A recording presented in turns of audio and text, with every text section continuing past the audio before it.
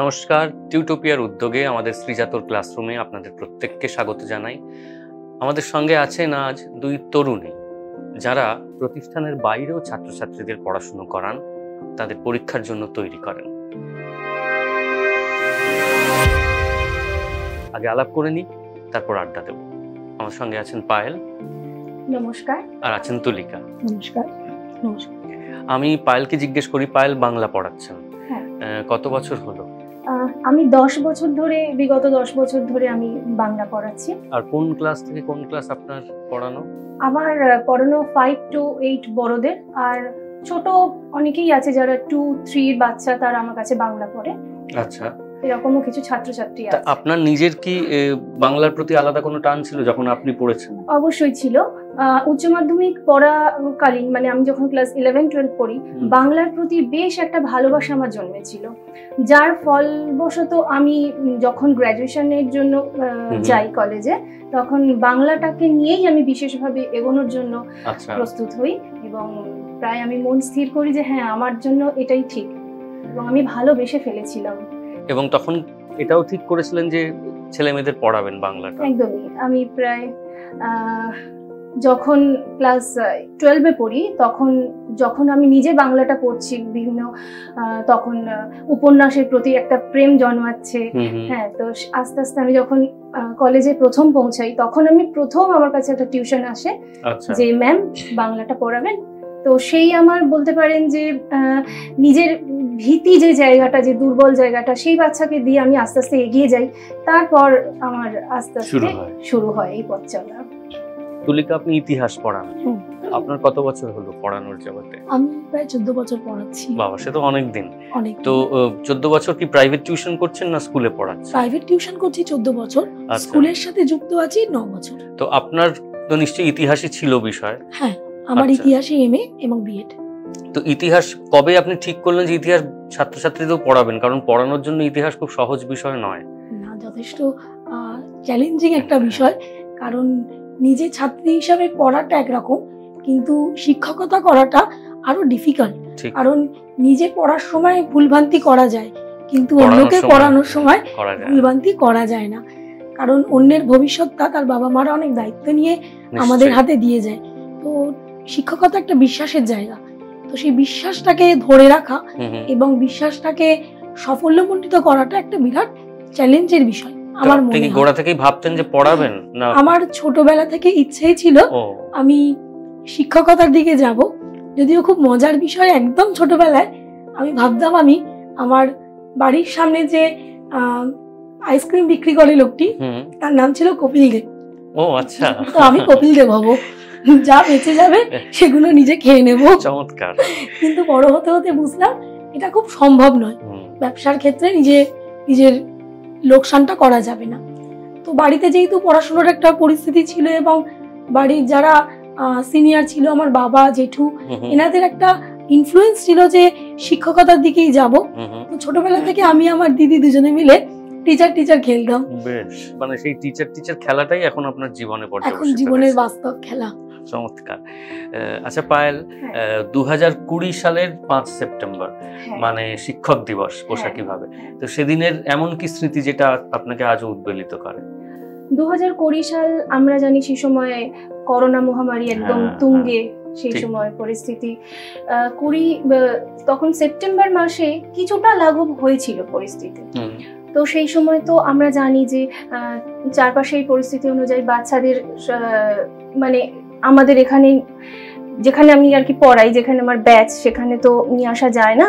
তো সেই সময় সেই বছরের জন্য আমি সেই অনুষ্ঠানটাকে বন্ধ করবার উদ্দেশ্য নিই। তো 2021 সালে আমার বিয়ের কথা ছিল।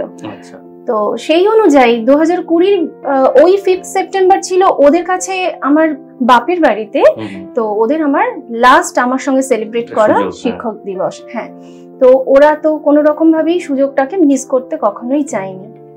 সেদিনকে বিকেল বেলা হঠাৎ দেখলাম যে আমার বাড়ির কলিং বেলটা বাজলো, আর যতগুলো বাচ্চাকে আমি পড়াই, প্রায় বেশ কয়েকজন, সবাইকে বলবো না, দেখি এসে গেটের সামনে একটা হ্যাপি টিচার্স ডে এর একটা বেশ বড় একটা পোস্টার নিয়ে। দারুণ একটা অভিজ্ঞতা। হ্যাঁ, খুবই দারুণ একটা অভিজ্ঞতা আমার জীবনে। দাঁড়িয়ে কলিং বেলটা বাজিয়ে, ma'am wish you happy teachers day ma'am, দরজাটা খুলবেন প্লিজ। তো সেই উদ্দেশ্য নিয়ে আমি দরজাটা খুলি, এবং সেটা আমার জীবনে বলবো ওদের কাছ থেকে পাওয়া খুব একটা স্মরণীয় আমার ঘটনা। অনেক রকম মেসেজ ওরা নিয়ে এসেছিল আমার জন্য সেদিন। ওদের চোখের জলটাও আমি দেখেছিলাম, কারণ যে ওরা আর আমার কাছে থাকবে না, আমি আর ওদের পাবো না, কেননা বিয়ে হয়ে যাওয়ার পর আর ওদেরকে আমি সেই ব্যাচটা কন্টিনিউ করতে পারবো না। চমৎকার স্মৃতি নিয়ে দুজনে হাজির আছেন আমাদের সঙ্গে এই আড্ডায়। আমরা ফিরছি শ্রীজাতর ক্লাসরুমের পরের রাউন্ডে। আমরা ফিরে এলাম শ্রীজাতর ক্লাসরুমে পায়েল আর তুলিকাকে সঙ্গে নিয়ে। তুলিকা, আপনার উনি যেমন ওর শিক্ষক জীবনের টিচার্স ডের কথা বললেন, আপনার ছাত্রী জীবনের টিচার্স ডের একটা স্মৃতি আছে, সেটা কিরকম একটু শুনি। সেটা খুবই আনন্দের এবং একটা নস্টালজিক ব্যাপার। আমি 11-12 ক্লাসে কোয়েড স্কুলে পড়ি। আমার বাবাই ভর্তি করেছিলেন, কারণ আমার দিদিও সেখানে পড়তেন। টিচার্স ডে যখন 12-এ পড়ি হবে, নিয়ম ছিল ছেলেরাই পড়াবে, মেয়েরা পড়ানোতে পার্টিসিপেট করবে না। তো আমার জেদ চেপে যায় আমিও পড়াবো। প্রথমে আমার মাস্টারমশাইরা রাজি হচ্ছিলেন না, কিন্তু আমিও খানিকটা নাচরবান্ধা ছিলাম, খুব একটা ছেড়ে দেওয়ার পাত্রী নই। তো আমিও সারাদিন পেছনে ঘ্যান ঘ্যান ঘ্যান ঘ্যান করতে করতে শেষ পর্যন্ত ওনাদেরকে রাজি করিয়ে ফেলি। এবং ঠিক হয় আমার সাথে আমার এক বন্ধুও যাবে পড়াতে, আমরা দুজন মিলে গেছিলাম। তবে সেদিন আমি পড়িয়েছিলাম বাংলা। আমার এখনো মনে আছে, আমাদের পরবর্তী জেনারেশনে সিলেবাস বদলে গেছে। তো আমরা তখন পড়তাম কবর, জসীমউদ্দিনের খুব একটা ভালো কবিতা ছিল। তো সেই কবিতাটা ক্লাসে গিয়ে পড়িয়েছিলাম, এবং পড়াতে পড়াতে আমি দেখেছিলাম এক ফাঁকে আমাদের বাংলার শিক্ষক তিনি উঁকি মেরে দেখছেন কি হচ্ছে ক্লাসের ভেতরে। তো সেটা একটা খুব আনন্দের অভিজ্ঞতা। আপনি সন্ধ্যেবেলা নিয়ম করে মায়ের কাছে পড়তে বসতেন ছোটবেলায়, তার কি একটা মনে রাখার মতো অভিজ্ঞতা শুনছিলাম? হ্যাঁ, আমার জীবনে আমার মাই সবকিছু, মানে বাবা মা তো দুজনে অবশ্যই সবকিছু হয়, কিন্তু মানে জীবনের পথ চলতে গেলে আমার মাই আমার প্রথম শিক্ষিকা, আমার মা আমার প্রথম মানে প্রিয় বান্ধবী, সবটাই আমার মাকে জোরে। আমার মা বাবা দুজনেরই খুব ইচ্ছে ছিল বরাবর যে জোরে জোরে পড়া, আর উচ্চারণ করে, হ্যাঁ উচ্চারণ স্পষ্ট, যেখানে দাঁড়িয়ে থাকবে সেখানে থামা এবং দাঁড়ির পর আবার শুরু করা, সেই জিনিসটা ছিল। কিন্তু আমার এখনো পর্যন্ত একটা স্বভাব যেটা, সেটা আমি কখনোই জোরে জোরে পড়তে পারি না। তো আমার জোরে পড়লে কখনোই মাথায় সেটা যায়ও না, সেটা আমার মনেও থাকে না। তো আমি যদি সেটা আস্তে আস্তে পড়ি বা নিজের মতন করে পড়ি, হ্যাঁ সেটা আমার খুব ভালো, আমি ক্যারি করতে পারি সেটা। তো সেই নিয়ে তো তখন ওই যে মা অন্যরকমও, আমি অন্য সময়ও দেখেছি অন্যদের ক্ষেত্রে, যে ওই যে রান্নাঘর থেকেও যেন আমি শুনতে পাই তোর পড়ার আওয়াজটা। হ্যাঁ, তো সেইটা হয়তো পড়তাম। তো তারপর সেই সময়টা হয়তো হয়ে যেত, তারপরে আমি নিজেই বুঝতে পারলাম এবং মাকেও বললাম যে না, এইভাবে আমার হবে না, আমি নিজের মতো করে যখন পড়বো সেটাই আমার আসল পড়া। তো যাই হোক, সেইভাবেই আমি আস্তে আস্তে পড়াশোনা করে ক্লাস 8 পর্যন্ত আমার মায়ের কাছেই সবকিছু, মায়ের কাছেই পড়া। আমার একটা খুব স্মরণীয় ঘটনা এটা মনে আছে, ওখানে এসেছিল প্যারাগ্রাফ বাংলায়, তোমার প্রিয় বন্ধু। তখন আমি লিখেছিলাম যে আমার মা আমার প্রিয় বন্ধু। আমরা আছি চমৎকার সমস্ত স্মৃতি রোমন্থনের মধ্যে। আমরা ফিরছি পায়েল আর তুলিকাকে সঙ্গে নিয়ে। আমরা ফিরে এলাম পরের রাউন্ডে দুজনকে সঙ্গে নিয়ে। আমি তুলিকাকে জিজ্ঞেস করি যে সেই টিচার খেলায় ফিরে আসি, সেখানে আপনি আপনার দিদি ছাড়াও কিছু বালিশ থাকতো, সেটার রহস্যটা কি? আসলে আমাদের দুজনের ছোটবেলার বাড়ির বাইরে বেরোনোটা খুব একটা মানে অনুমতি ছিল না। আচ্ছা, যা করবে বাড়ির মধ্যে, স্কুল আর বাড়ি, পাড়াতে খুব একটা মিশতে দিত না। মামার বাড়িতে গেলে পাড়ায় মিশতাম, কিন্তু বাড়িতে ওখানে দিত না। ফলে আমি আর দিদি দুজনেই সঙ্গী, তো দুজনে মিলে টিচার খেলতাম। তো খেলতে গিয়ে তো কিছু ছাত্রছাত্রী লাগবে, তাদের আর পাই। তো সেখানে বালিশগুলো হতো আমাদের ছাত্রছাত্রী, আমরা বালিশগুলোকে সাজিয়ে নিয়ে তারপর পড়াতে বসতাম, তাদেরকেই শেখাতাম, তাদেরকেই বকতাম, তাদেরকেই একটু শাসন করে দিতাম। তো এটাই ছিল আমাদের প্রথম ধাপে শিক্ষক হয়ে ওঠার প্রস্তুতি পর্ব। তাহলে কি বালিশটা মারও খেয়েছে আপনাদের হাতে? তখন তো একটু ছোট ছিলাম, নিজেদের উপর যেটা আসতো সেটা একটু প্রতিফলন দেখিয়ে দিতাম।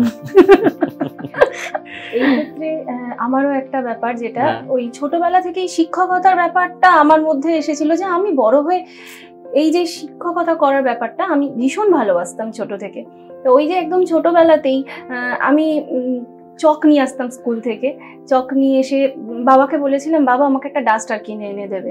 একটা স্লেট ছিল ছোট, সেই স্লেটে শাড়ি পরে, ওই ছোটবেলায় যেমন মেয়েরা শাড়ি পরে, তো শাড়ি পরে ওই যে চারপাশে যারাই থাকতো, সে দেয়াল হোক সে যাই হোক না কেন তাদেরকে একটু পড়ানো। তো এইরকম পড়াতে পড়াতে একদিন বিকেল বেলা হঠাৎ আমার পাশের বাড়ি একজন কাকিমা দেখতে পাচ্ছে আমি বিড়বিড় করে নিজের মনে কিছু একটা বলছি, কেউ তো নেই। তো আমাকে পরে জিজ্ঞাসা করছে যে তুই অমনি বিড়বিড় করে কি বলছিলিস, তখন তুই বিড়বিড় করে কি করছিলিস?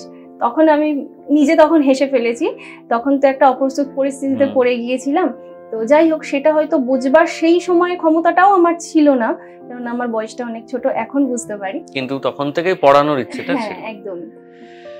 আমরা দেখছি দুজন যারা একেবারে ছোটবেলা থেকে দেয়াল বালিশ যা পেয়েছেন তাদেরই পড়িয়েছেন এবং এখন ছাত্রছাত্রীদের পড়াচ্ছেন।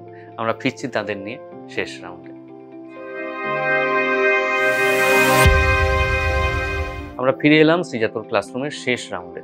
পায়েল, আমাদের সময় খুব সংক্ষিপ্ত, আপনি যদি সারপ্রাইজ টেস্টের কিছু একটা ঘটনা আছে আপনার জীবনে, ছোট্ট করে যদি একটু দর্শকদের বলেন। আমরা জানি যে আমাদের সবারই একটা ক্লাসে পরীক্ষার আগে একটা ক্লাস টেস্ট, যেটা সারপ্রাইজলি অনেক সময় হয়, অনেক সময় আমাদের আগে থেকেই নোটিশ দিয়ে দেওয়া হয়। তো আমার জীবনে যে ঘটনাটা সেটা হচ্ছে সারপ্রাইজ টেস্ট। তো এরকম ক্লাসে গিয়েছি, স্কুলে গিয়েছি, তো ক্লাস টেস্ট হওয়ার কথা, যেটা সারপ্রাইজ টেস্ট, সেটা তো আমরা জানি না যে সারপ্রাইজ টেস্ট নেবেন। তো সেটা ছিল ম্যাথসের উপর। তো এবার এমনি অঙ্কে বরাবরই খুব একটা ভালো মাথা কখনোই ছিল না। তো সেখানে দাঁড়িয়ে অঙ্কের ক্লাস টেস্ট মানে সে তো একটা বিশাল ব্যাপার আমার কাছে। তো সেখানে প্রায় প্রস্তুতি শুরু করে দিয়েছি, প্রথম পিরিয়ড থেকেই প্রায় প্রস্তুতি শুরু করে দেওয়া হয়েছে। তো আমাদের স্বভাবতই আমাদের সেবারে, আমি তখন ক্লাস 7-এ পড়তাম, 7-এর ঘটনা আমি বলছি। তো 7-এ সেই সময় আমার খুব স্পষ্ট মনে আছে, আমার সেই সময় ফার্স্ট পিরিয়ড ছিল ইংলিশ। তো ইংলিশের ম্যাম, নেক্সট বেঙ্গলির ম্যাম, তারপর আমাদের ছিল ম্যাথস ক্লাস। তো এই দুটো পিরিয়ড জুড়ে আমরা ওই পিছনে বসে অঙ্ক করেই যাচ্ছি, কেননা সেই সময় টিচার তো পাশ থেকে দেখতে পেলেই বকবেন বা কিছু। তো সেখানে দাঁড়িয়ে সেই আমি সেকেন্ড পিরিয়ডে অর্থাৎ বাংলা পিরিয়ডে গিয়ে সেই ম্যামের কাছে গিয়ে ধরা পড়েও গিয়েছিলাম যে এটা কি হচ্ছে। হ্যাঁ, তো কেননা আমি সেদিন স্কুলে গিয়ে আমরা জানতে পারি ম্যাম একটা সারপ্রাইজ টেস্ট নিতে চলেছেন। তো প্রায় শুধু আমি না, আমার মতন আরো কিছু বন্ধুরা প্রায় বসে আমরা ধরা পড়েছিলাম। তো সেই বাংলার টিচার তখন এসে যখন আমার কানটা মুলে দিয়ে সেই দিনের জন্য আমাকে যখন বাইরে বের করে দিয়েছিলেন, তো সেদিন রাগ উঠেছিল, খারাপ লাগছিল যে অঙ্ক করছিলাম। কিন্তু আজকেই সেই বাংলা টিচারকে প্রণাম করে বলি যে ম্যাম আপনার জন্য হয়তো আমি আজ বাংলা পড়াচ্ছি। ঠিক ঠিক, চমৎকার স্মৃতি। তুলিকা, আপনার কিছু একটা প্রশ্ন ছিল আমার কাছে, সেইটা দিয়ে তাহলে শেষ করি আজকে। আমি রেডিওতে শুনেছিলাম যখন আপনার মানবজমিন সিনেমাটা বেরোচ্ছে, তার আগে আপনি বলেছিলেন আমরা প্রত্যেকেই, সারা বাংলা কেন ভারত শুনে ফেলেছে অরিজিতের কণ্ঠে আপনার মন রে কৃষি কাজ জানে না গানটি। তো সেই গানটার ব্যাপারে একটা ইতিহাস আছে, যেহেতু আমি ইতিহাসেরই শিক্ষিকা, তাই আমি সেই ইতিহাসটা একটু আপনার থেকে জানতে চাই। ইতিহাস কিছুই না, এমনিতে তো ও একটুখানি বেশি সময় নিয়েছিল গাইবার জন্য, এবং আমাকে বলেছিল যে অন্যান্য গানের চেয়ে এই গানটা আমাকে ভেতরে নিতে একটু বেশি সময় দাও, আমি 7 দিনে গেয়ে দিতে পারবো না। তো ও 3 মাস সময় নিয়েছিল, এবং তারপর একদিন রাত 12টা থেকে ভোর 6টা অবধিও গানটা রেকর্ড করে আমাদের পাঠায়। এবং যেটা সবচেয়ে মজার, সেটা হয়তো অরিজিৎ বলেই সম্ভব, ও খুব অন্য রকমের একটা জীবন যাপন করে, যেটাও আমার মনে হয় সবসময় আজকের যারা পড়ুয়া, যারা আগামীর কর্মী, তাদেরও শেখা উচিত সেখান থেকে। যে ওকে যখন আমি বলেছিলাম, যেহেতু আমাদের একটি অডিও কোম্পানির সঙ্গে চুক্তি হয়, ছবির গানগুলো তারা কিনবেন, যে তোমার পারিশ্রমিকটা আমাকে বলো, তো তখন ও বলেছিল আমি কি তোমার কাছে আর কি নেবো, আমি কলকাতায় যাচ্ছি, তুমি আমাকে 11 টাকা দিও, একটা 10 টাকার নোট আর 1 টাকা। আমি বললাম দেখো এটা তো সম্ভব নয়, খুব ভালো কথা যে তুমি এমন বলছো, কিন্তু এই অডিও কোম্পানি তো এটা বিশ্বাস করবে না যে আমি 11 টাকার বিনিময়ে গানটা তুমি গেয়েছো, তাহলে কি করব বলো। তো কিছুতেই পয়সা নেবে না। এরকম দিন 15 জোড়াজুড়ি দড়ি টানাটানির পর শেষমেশ বললো যে আমি একটা বাচ্চাদের স্কুল চালাই, তো তুমি যা দিতে চাও তোমরা সেই স্কুলের নামে দিয়ে দাও, তাহলে বাহ। ওদের কিছু জামা কাপড় হয়। অসাধারণ। তো অসাধারণ। আমরা তখন ওর যা পারিশ্রমিক আমাদের সাধ্য মতো আমরা যা ধার্য করি সেটি সেই স্কুলে যায় এবং সেই বাচ্চারা কিছু নতুন জামা কাপড় পায়। ভালো, মানে এত সুন্দর উদ্যোগ, এটা অরিজিৎই পারে। ওর পক্ষেই এবং সম্ভব। শুধু ছাত্ররা নয়, আমাদের যারা শিক্ষক এবং বড় আমাদের সবারই শেখার মতো প্রত্যেকের কিছু শেখার আছে মতন এবং সেই থেকে আমরাও হয়তো শিখতে পারি যে শিখতে পারি। বাইরেটা যেমনই হোক ভেতরটা শিকড়টা শক্ত রাখলে ভালো থাকা যায়। আপনাদের দুজনকে অনেক ধন্যবাদ আমাদের এখানে আসার জন্য। আমাদের তরফ থেকে একটা ছোট্ট উপহার আছে। আপনার সাথে সাক্ষাৎ হয়ে ভীষণ ভালো লাগলো। আমারও খুব ভালো লাগলো। ধন্যবাদ।